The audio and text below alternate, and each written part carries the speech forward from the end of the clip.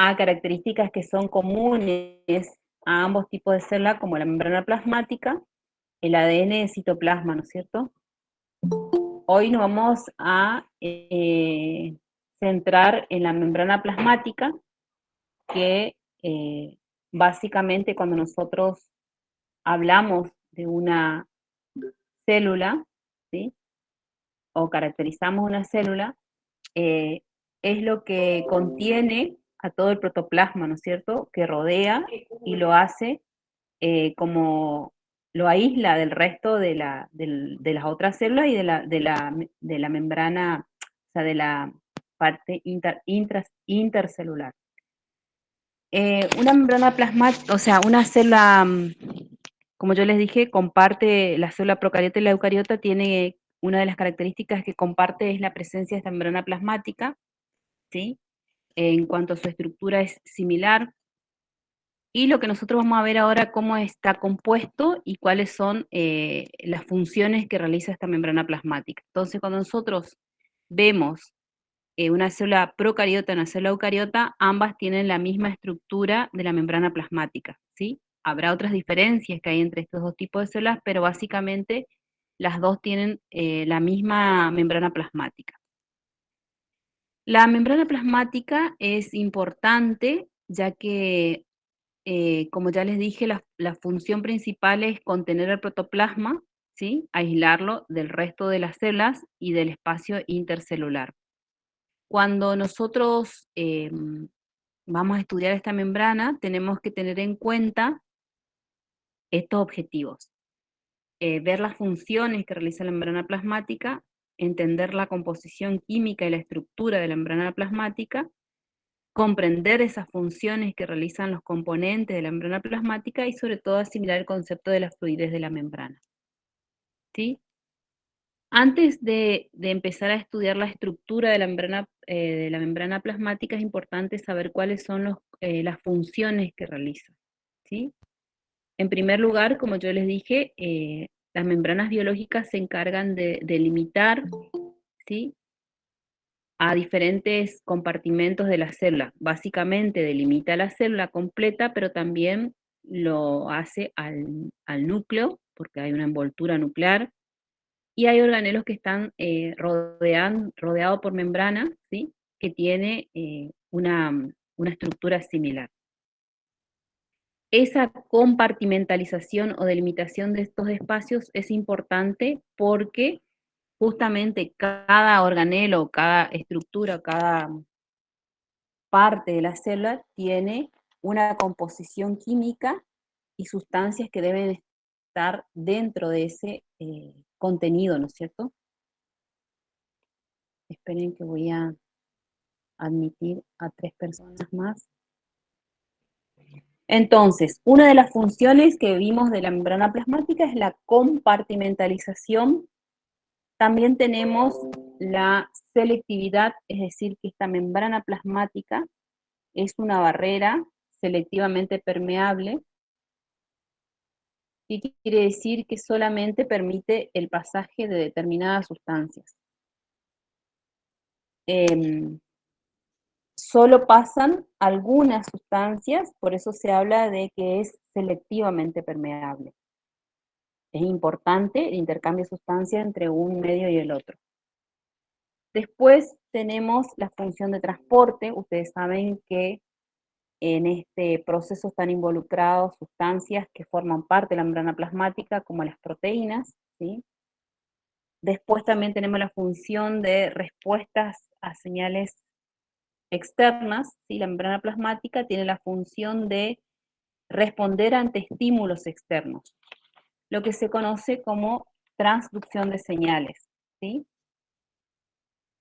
Y también presenta receptores que interactúan con distintos tipos de sustancias como hormonas, factores de crecimiento y neurotransmisores.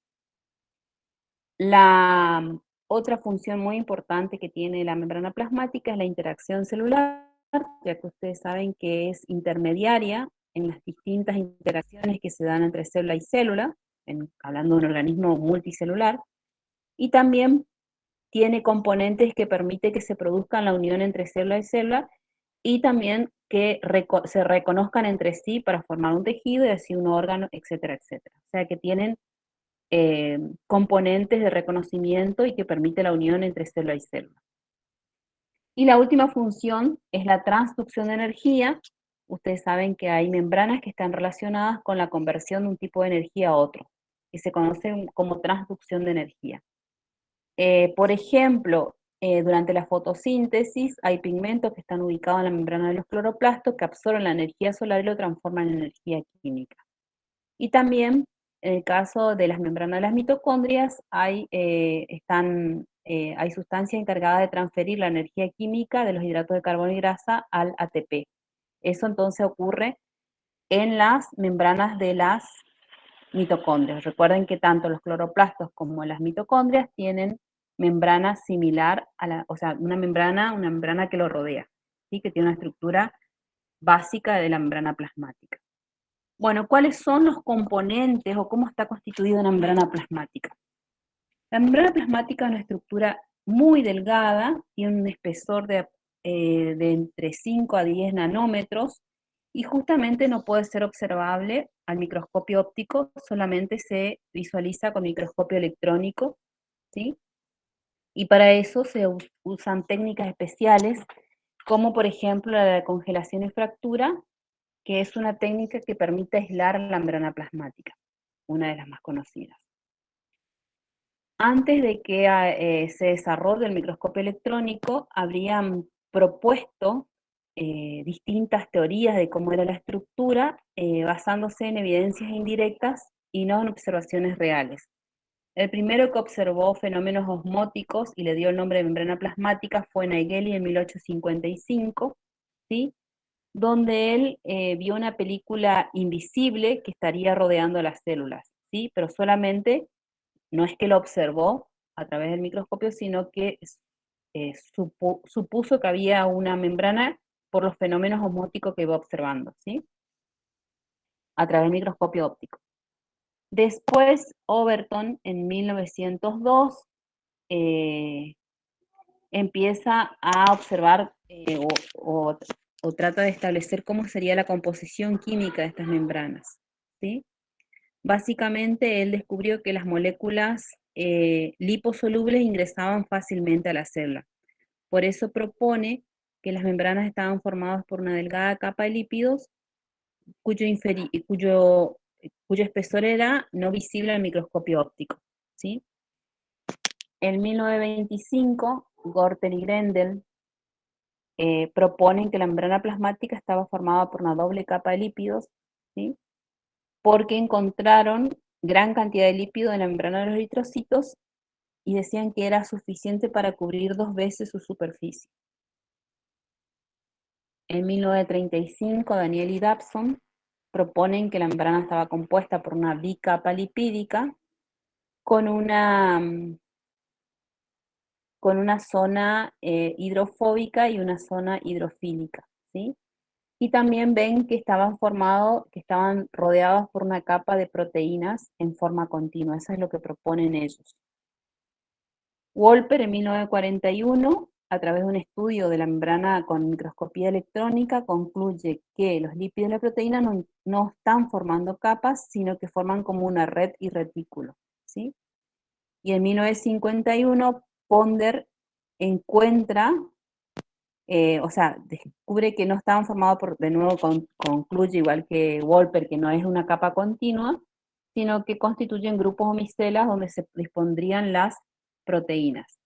Recién es observado, o sea, fotografía en realidad, Robertson, la estructura de la membrana a través del microscopio electrónico de transmisión, fueron tomadas por este investigador, y observa 3 capas diferentes, 2 capas oscuras hacia afuera de la membrana y una más clara en el centro. Esas estructuras fueron fotografiadas, tanto la membrana plasmática como la nuclear, ¿sí? Y confirman el modelo propuesto por Daniel y Dobson, donde se veía que las capas oscuras se interpretaban como las proteínas y la región más clara en el centro como la bicapa de lípido, ¿sí? Estas son dos fotografías tomadas por Roberts. Y el modelo que se propuso, que es el más aceptado, fue propuesto por Singer y Nicholson en 1972, que ellos hablan del modelo mosaico fluido, que es un modelo que es aceptado actualmente, donde ellos establecen que la membrana plasmática está constituida por una bicapa de lípidos, ¿sí? Y en esa bicapa de lípidos, que constituyen la unidad estructural de la membrana de los lípidos, se insertan las proteínas, ¿sí? Que estarían formando la parte funcional. Según este modelo, entonces, las proteínas pueden estar atravesando totalmente la membrana o en la superficie interna o externa de ambas capas, ¿sí? Recuerden que la propuesta, o sea, se llama modelo mosaico fluido justamente porque ellos establecen que los lípidos no son estáticos, ¿sí? Que tienen la capacidad de moverse de manera lateral debido a que tienen ese estado semilíquido. Ese es el modelo del mosaico fluido y es el modelo aceptado actualmente de cómo estaría formada la membrana plasmática, ¿sí? Bien, vamos a ver ahora cómo está compuesta esa membrana plasmática. A ver, creo que alguien ingresó recién. ¿Me están escuchando, chicos? Sí, Sí, profe. profe. Bien, sigo entonces. Bueno, básicamente todas las membranas tienen tres componentes. Sí, hablamos de los lípidos y las proteínas, pero falta un tercer componente, ¿sí? Que son los hidratos de carbono, ¿sí? Dependiendo de la zona, el lugar o el organelo donde se encuentre, varía, pero básicamente hay un 50 a un 52% de proteína, un 40% de lípidos y entre un 8 y un 10% de hidratos de carbono, ¿sí? Los hidratos de carbono son los que se encuentran en menor proporción y en algunos casos puede estar ausente, como la membrana interna de las mitocondrias, por ejemplo.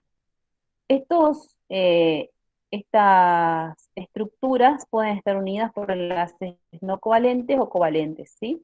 En general, las proporciones de los tres componentes se correlacionan con la función que desempeña cada eh, tejido, célula u organelo. Por ejemplo, en el sistema nervioso central hay un alto porcentaje de lípidos, fíjense, tenemos casi 80% de lípidos, ¿sí? Un 20% de proteínas, el músculo tiene más proteínas que lípidos, en el hígado tenemos más proteínas que lípidos, en los eritrocitos hay más proteínas que lípidos, las mitocondrias, alto porcentaje de proteínas y un 30% de lípidos. Fíjense que dependiendo de la función que van a cumplir, ¿sí? Estas estructuras tienen mucha función de transporte, ¿sí? Bien, empezamos con los lípidos. Los lípidos son uno de los componentes estructurales de la membrana plasmática, pero hay varios tipos. Todos tienen la capacidad o sea, tienen la característica de ser anfipáticos. ¿Qué quiere decir? Que tienen una región que es afín al agua, que se llama cabeza o zona polar, que es la región hidrofílica.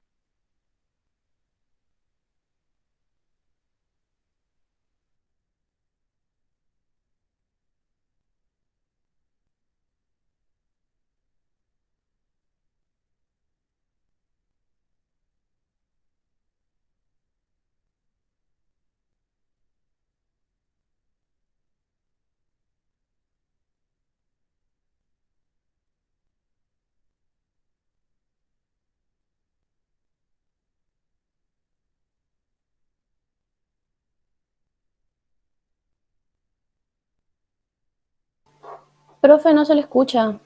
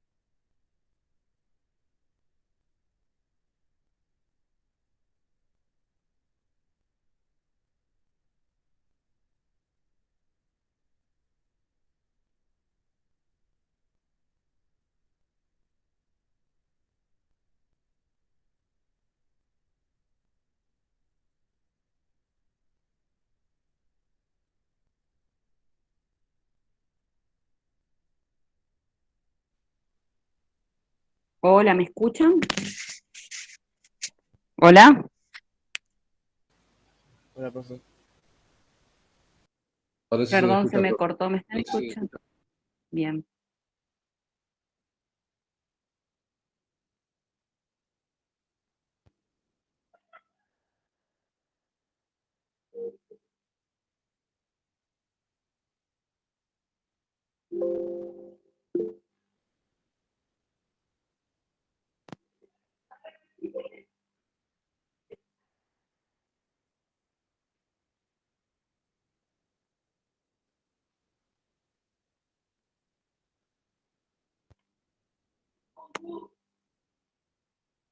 Bien, voy a volver a presentar porque se me cerró absolutamente todo de lo mejor que estaba dando mi clase.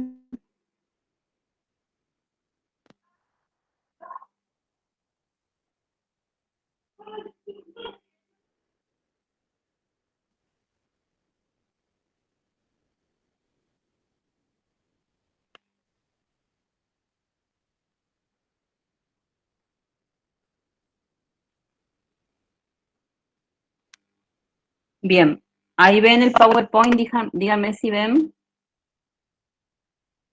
No, No se ve nada. Todavía no está presentando. Bueno, Ahora sí, profe. estábamos hablando de el carácter anfipático de los lípidos que forman parte de la membrana plasmática, ¿sí? Donde habíamos visto que tiene una región hidrofílica, que es afín al agua, y una región hidrofóbica que repele el agua, ¿sí? Que está relacionado con justamente con la propuesta de la ubicación de estos lípidos en la membrana plasmática, ¿sí? Entonces, como verán ahí en el esquema, ese fosfolípido tiene una región que es hidrofílica, ¿sí? Y una región que es hidrofóbica. La hidrofílica es la que es afín al agua, ¿sí? Perdón, esta sería la hidrofílica, y estas dos, que tiene las dos colas de ácido graso, es hidrofóbica, ¿sí? Básicamente, los lípidos más abundantes de la membrana plasmática se encuentran asociados a un grupo fosfato formando un fosfolípido, ¿sí? Acá tiene el grupo fosfato, que está unido a un glicerol, las dos colas de ácidos grasos, ¿sí? Y el grupo adicional que puede ser colina, serina, etanolamina, inositol.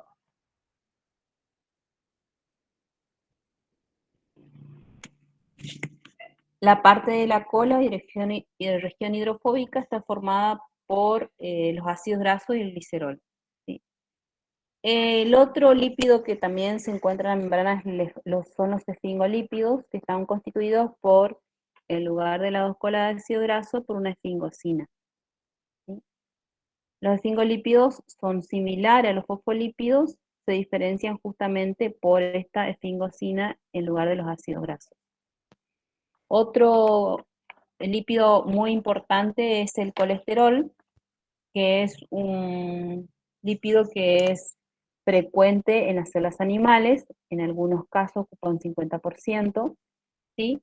Pero está ausente en las células procariotas y en las plantas.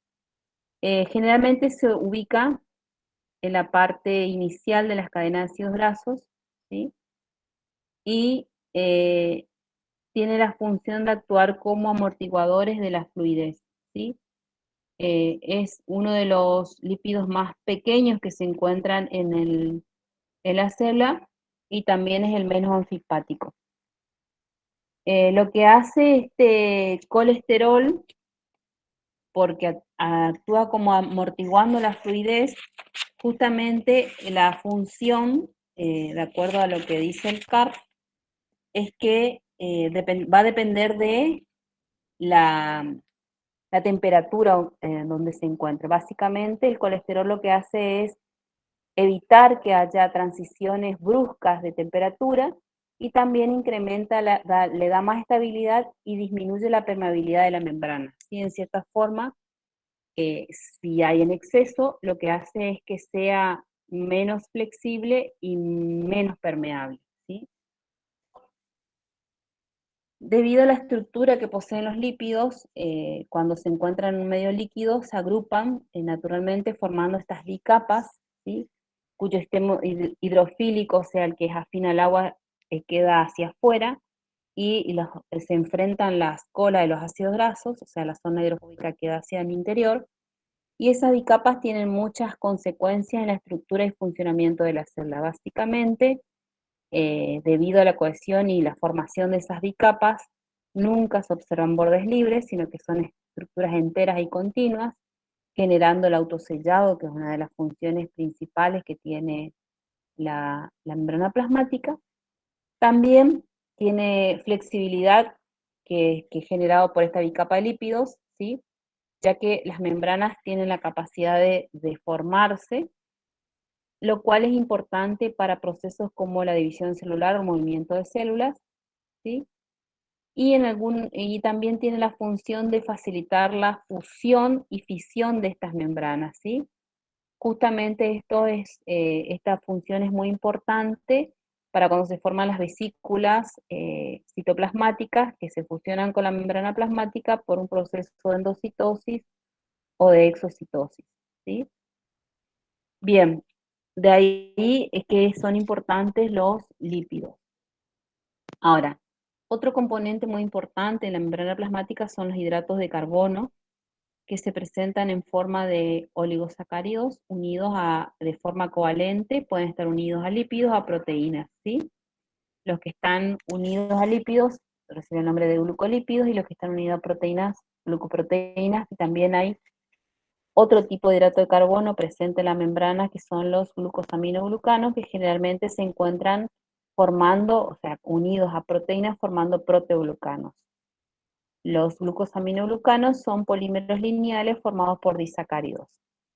Ahora, ¿en qué proporción están los hidratos de carbono? Básicamente en la membrana plasmática hay entre 2 a 10%, por ejemplo, en los eritrocitos hay un 8% de hidratos de carbono, de los cuales 93% son glucoproteínas, o sea, son hidratos de carbono asociados a proteínas, y un 7% hidratos de carbono asociados a lípidos, ¿sí? En las glucoproteínas, el oligosacárido se presenta, perdón, el hidrato de carbono se presenta como un oligosacárido ramificado que generalmente está constituido por 15 moléculas de azúcar, ¿sí? Las que están asociadas a proteínas. Pueden estar, generalmente es el ácido siálico, ¿sí? Lo que le da la carga negativa a las cadenas de estos hidratos de carbono.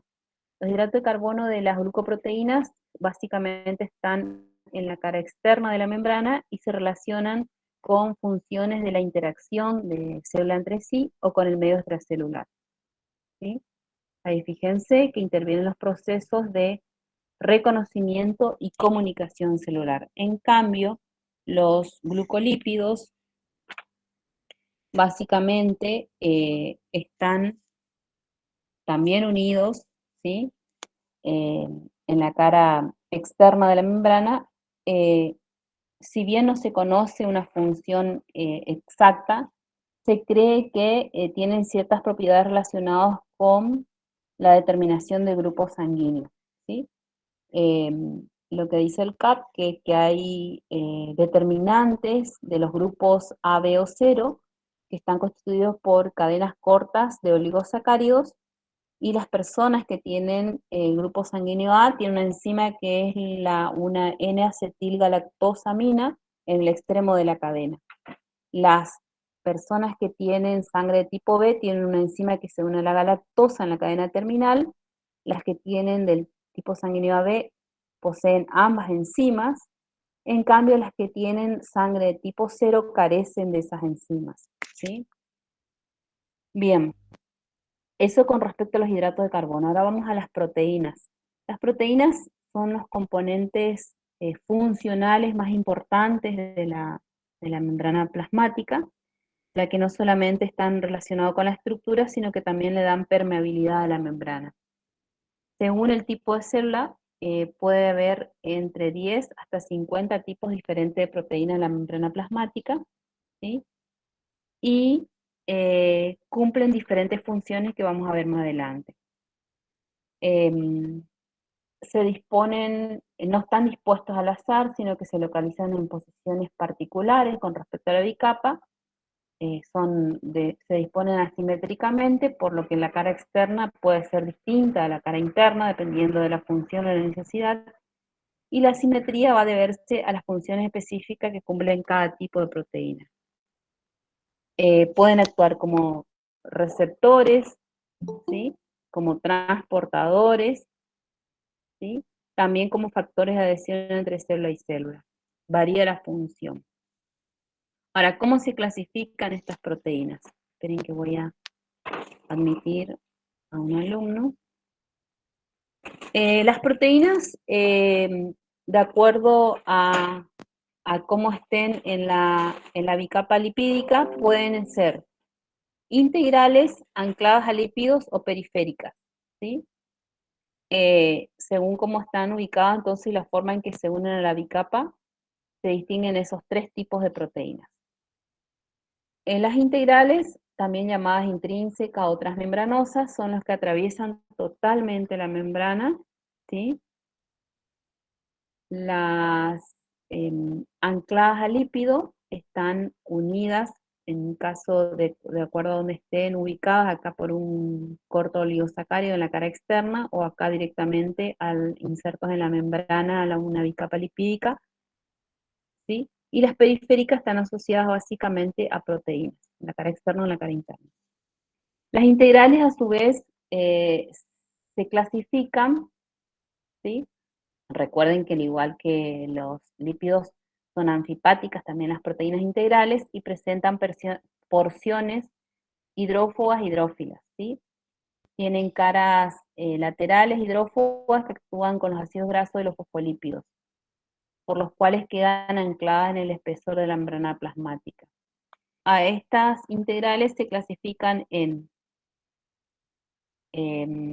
bueno, dijimos que eran anfipáticas, que tienen cadenas laterales que se unen a los ácidos grasos, y se clasifican en monotópicas, bitópicas y politópicas.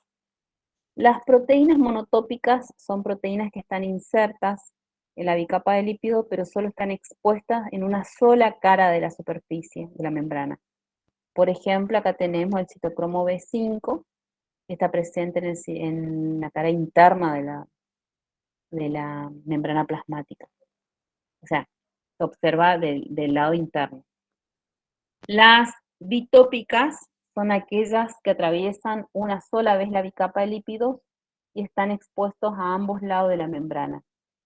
Por ejemplo, ahí tenemos, creo que esta es la inquirina, ¿sí? Básicamente comprende a receptores que se unen a hormonas, factores de crecimiento y segundos mensajeros. Las politópicas, a ver si está acá la inquirina, no, la glucoforina A perdón, esta es la glucoforina A, la anquirina es una periférica. Esta proteína está presente en la membrana, es una proteína integral bitópica, forma parte de la membrana de los eritrocitos, es la glucoforina A, que tiene un solo dominio transmembranoso, o sea, es una bitópica. El otro tipo de proteína integral es la politópica, que son aquellas que poseen más de un segmento dentro de la membrana y están expuestas a ambos lados. Básicamente incluye a las proteínas transportadoras de iones y macromoléculas hacia ambos lados de la membrana, o sea que están relacionadas con el transporte, ¿sí?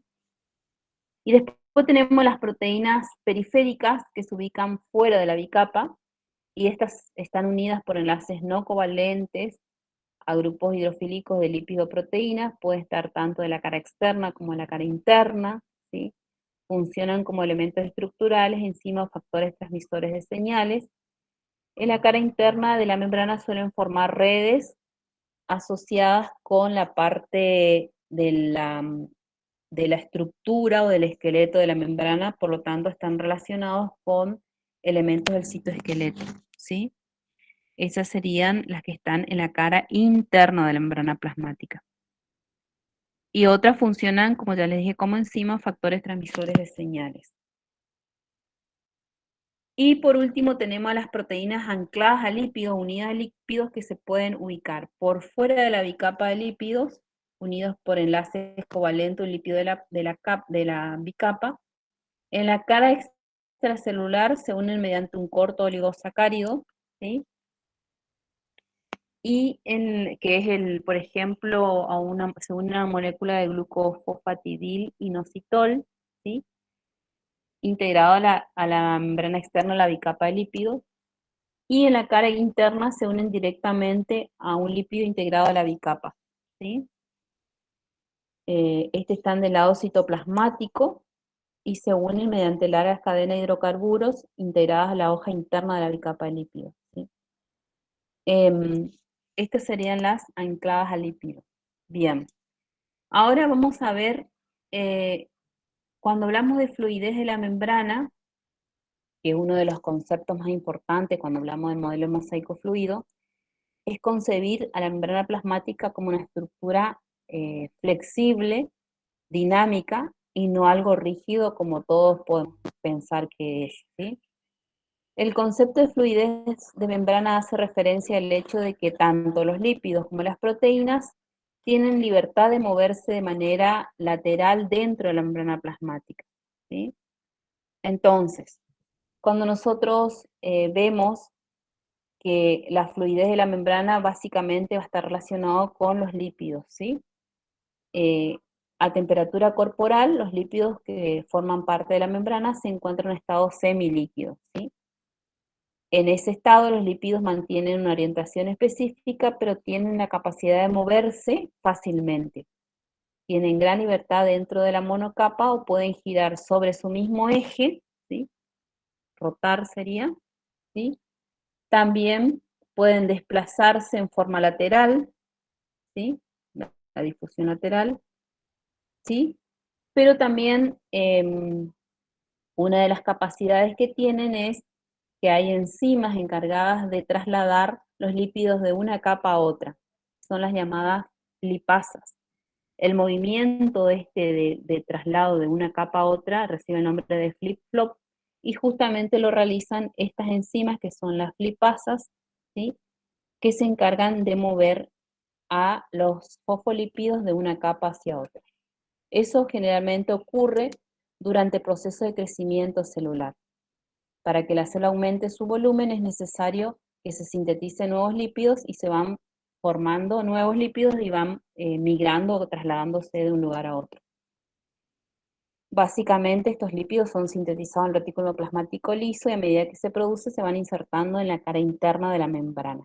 Y son las lipasas las que se encargan de pasar los lípidos de la cara interna a la cara externa para que se mantenga esa simetría y que sean de manera igualitaria las capas, ¿no es cierto? Entonces, para que ese movimiento de los fosfolípidos de una capa a otra es necesario esa enzima que es la lipasa. Entonces, recuerden, ¿cuáles son los movimientos que pueden realizar los fosfolípidos? De rotación, o sea, giran sobre su propio eje, de flexión, o sea, pueden llegar a flexionar las colas, difusión lateral, o sea, pueden moverse, pero también pueden trasladarse de una capa a otra a través de la enzima lipasa por este movimiento que recibe el nombre de flip-flop. También las proteínas pueden girar sobre su eje o moverse lateralmente, pero no pueden cambiar la orientación dentro de la bicapa como si lo hacen los fosfolípidos, ¿sí? Por supuesto que lo hacen ante la existencia de algunos factores que restringen la movilidad, ¿no es cierto? Bien, y acá era para mostrarle que que el estado fluido de las membranas es importante para que ocurran numerosos procesos, ¿sí? Como transporte de sustancia, interacción celular, pero en algunos casos estas proteínas integrales se encuentran unidas a moléculas dentro y fuera de la membrana. Por ejemplo, muchas células animales forman una red o malla, un esqueleto, que lo que hace que está unido a proteínas integrales, por lo tanto el movimiento se ve restringido, ¿sí? Bien, entonces, la fluidez de la membrana es importante para el movimiento de las células, la división celular, la formación de uniones celulares, la secreción celular, el transporte de sustancias y el autosellado. Por eso es importante la fluidez, ¿sí? Sobre todo es el responsable del proceso de autosellado que presentan las células.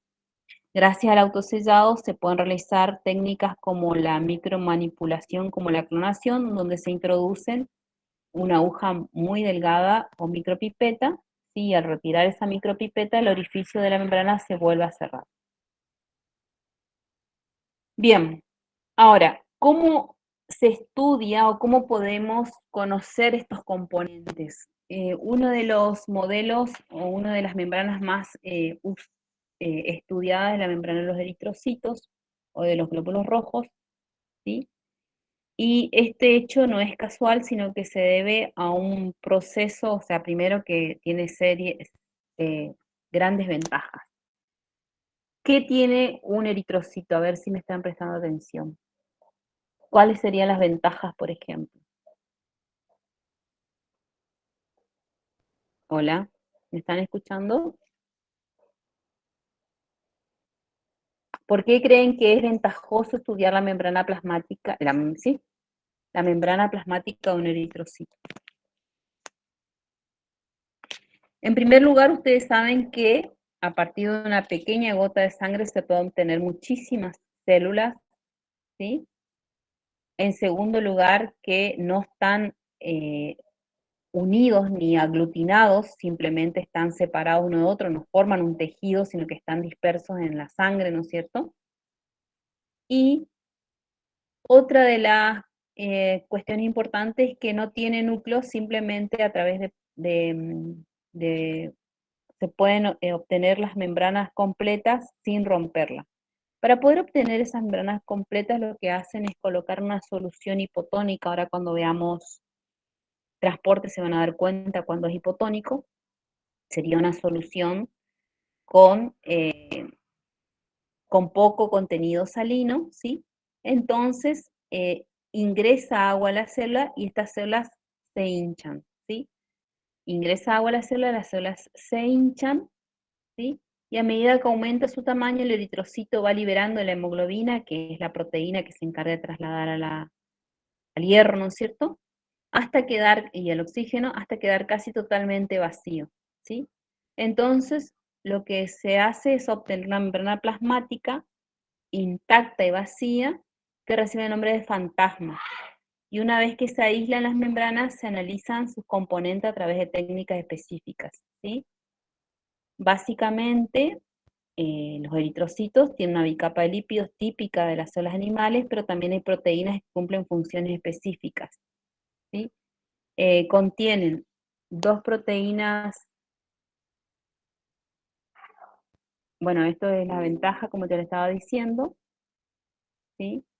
Y las proteínas integrales que se encuentran en la membrana plasmática de los eritrocitos son la banda 3, que es una glucoproteína con hidratos de carbono muy pequeños, tiene una función de transportar aniones durante el proceso de respiración, ¿sí? El movimiento ocurre a través de un canal que se forma por dos unidades de las proteínas. La otra es la glucoforina A, que está constituido por 16 cadenas de oligosacáridos, más entre un 50 y un 60%, y tiene función de evitar que esos eritrocitos se aglutinen, ¿sí?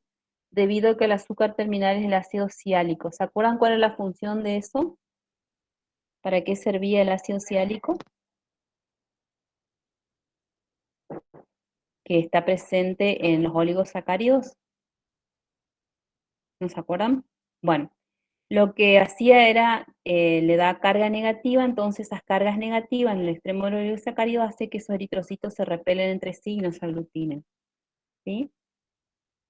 Bien, entre las proteínas periféricas que se ubican en la cara interna del citoplasma de la membrana están las que forman un esqueleto de fibras que mantienen la forma de la célula y limitan el movimiento, son de las membranas integrales de la membrana plasmática, son la espectrina, ¿sí? Y la anquirina.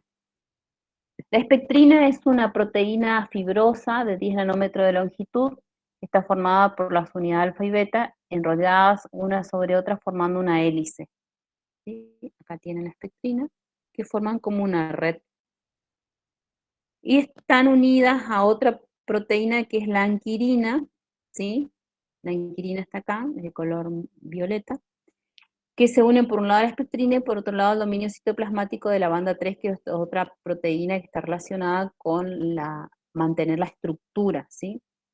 Los extremos de la espectrina se unen mediante actina y tropomiosina. Son también proteínas que están relacionadas, la actina sobre todo, con los microfilamentos, o sea, elementos del citoesqueleto.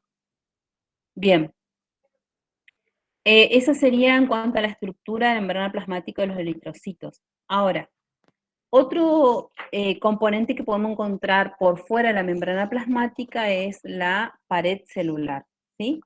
La pared celular es algo que es propio de las células vegetales, ¿sí? Y se encuentra por fuera de la membrana plasmática y está justamente evitando que esa membrana plasmática se rompa.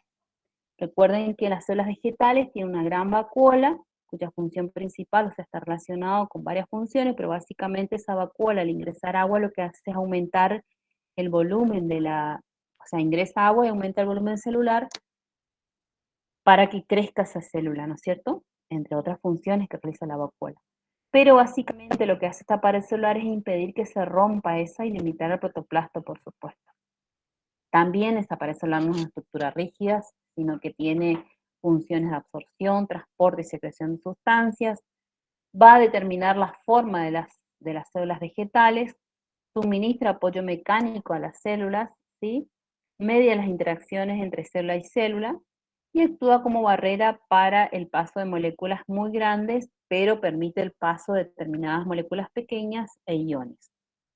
Básicamente, esta pared celular está compuesta por celulosa, que es la que le da ese aspecto fibroso, ¿sí?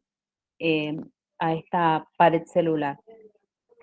La celulosa está constituida por moléculas de glucosa enlazadas entre sí, que se organizan en microfibrillas de 10 a 25 nanómetros de diámetro. ¿Sí? Cada microfibrilla, a su vez, se compone de unas de 40 a 60 moléculas celulosas orientadas en forma paralela y unidas entre sí por puente hidrógeno. Esas moléculas, ¿dónde se esas miofibrillas se unen y giran sobre sí mismas para formar macrofibrillas de 0,5 micras de ancho, ¿sí? Ahí fíjense cómo están las moléculas de celulosa formando las microfibrillas, a su vez las macrofibrillas. Y esto es la pared celular de una célula vegetal. El esqueleto celulósico de la pared está impregnado por una matriz no celulósica formado por diversas moléculas.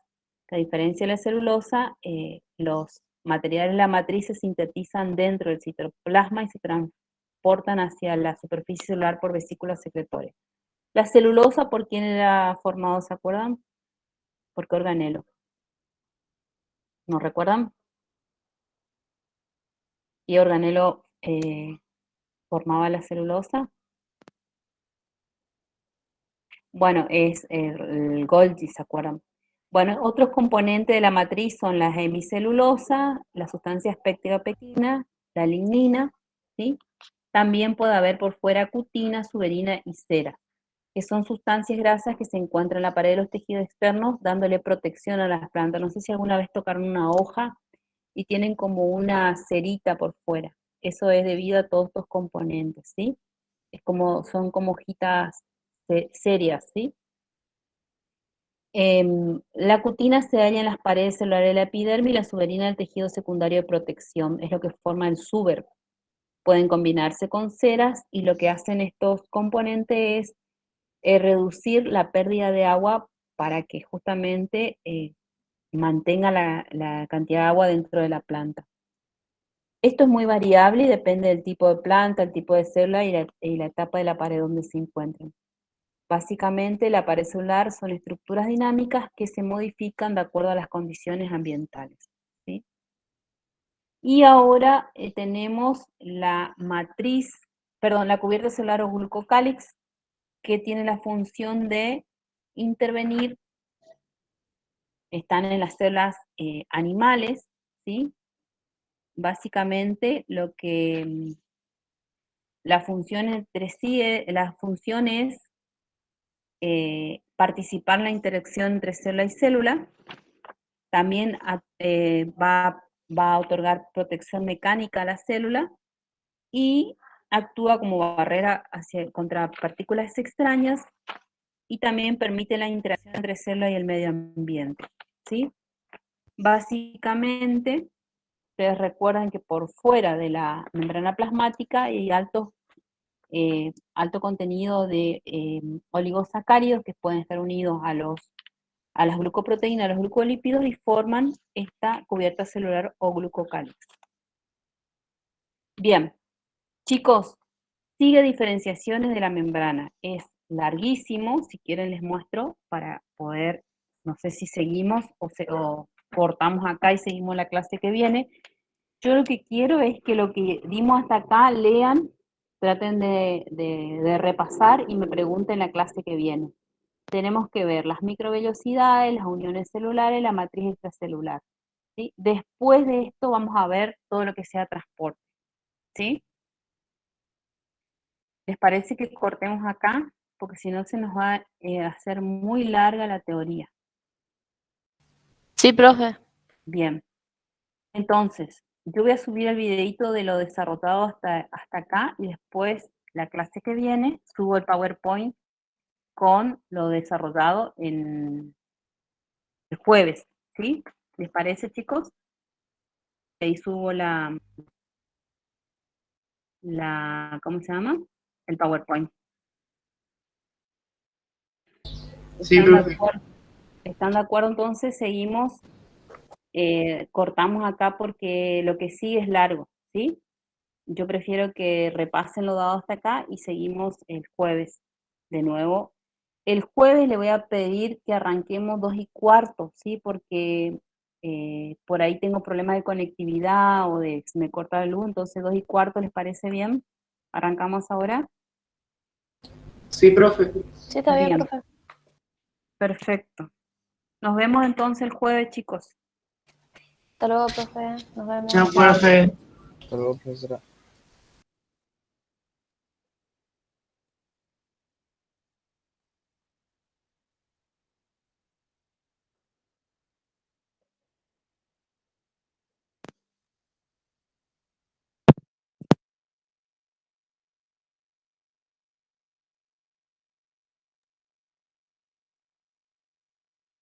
Chao, chicos, nos vemos.